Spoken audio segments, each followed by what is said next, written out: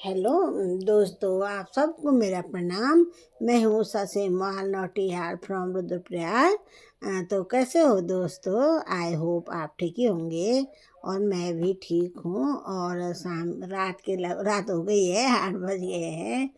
आज ब्लॉग बनाने में थोड़ा देर हो गई है क्योंकि दिन भर गर्मी हो रही है, तो इस समय थोड़ा ठंडा हो गया है मौसम।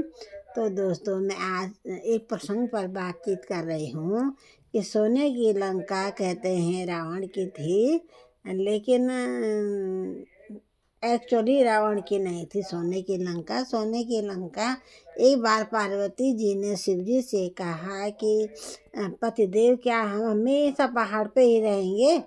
तो शिव जी ने उत्तर दिया, हाँ पार्वती, मैं तो रोज पर्वतों में रहूँगा क्योंकि मैं तो सन्यासी आदमी हूँ, मैं यही तप करूँगा।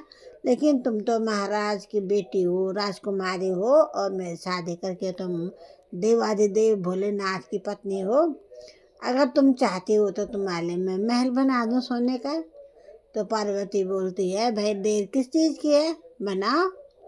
तो लंका में जा कर के समुद्र पार शिव जी बनवाते हैं सोने की लंका पार्वती के लिए। और पार्वती बहुत प्रसन्न थी कि भोलेनाथ, कभी कभी तो मैं आपके साथ रहा करूँगी, लेकिन ज़्यादातर समय तो मैं सोने की लंका में ही बिताऊँगी। मुझे बहुत पसंद है सोने का महल।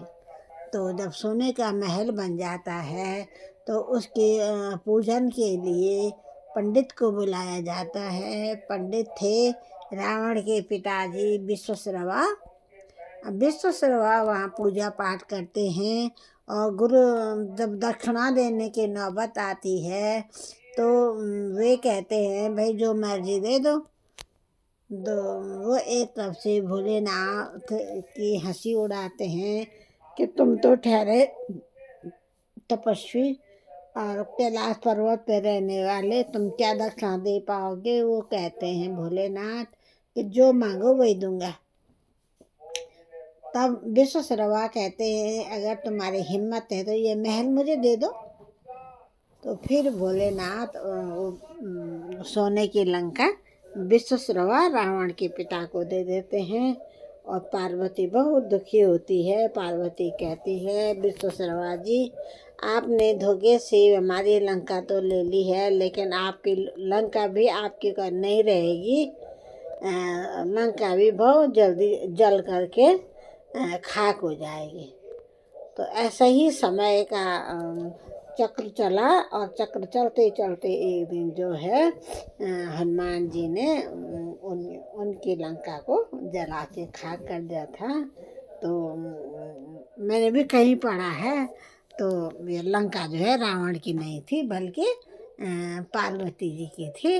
तो बाय दोस्तों, मुझे इतनी ही जानकारी है। यदि इससे ज़्यादा जानकारी आपको है तो प्लीज़ कमेंट में लिखिए कुछ और कुछ भी। बाय दगड़ियों।